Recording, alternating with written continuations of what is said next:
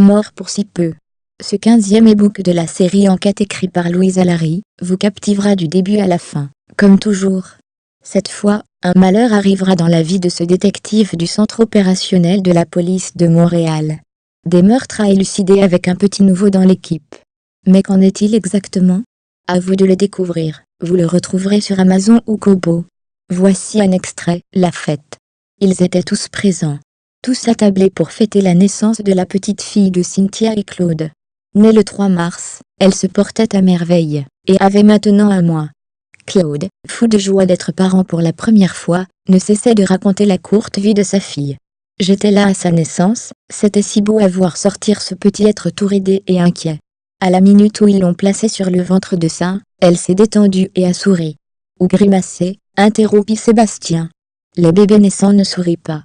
Je m'excuse, jeune homme, mais Sophie a réellement souri, lorsque sa maman l'a prise dans ses bras. On a tout de suite vu qu'elle était drôlement contente, que la délivrance soit enfin terminée.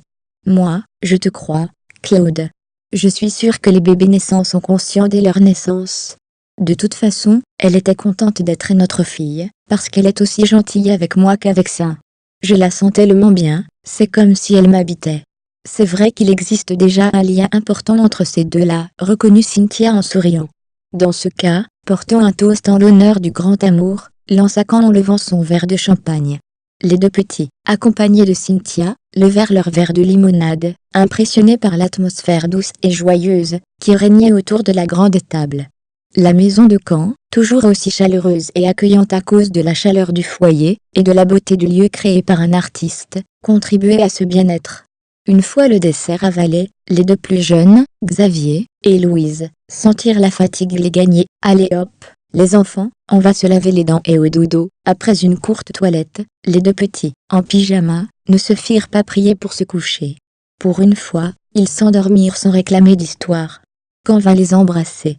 Les sentir sombrer dans le sommeil le fit sourire. Une fois revenu au salon, assis tout contre sa chair et loin, un bon digestif à la main, Can se sentait bien. Claude se leva, et prenant un air sérieux, réclama l'attention.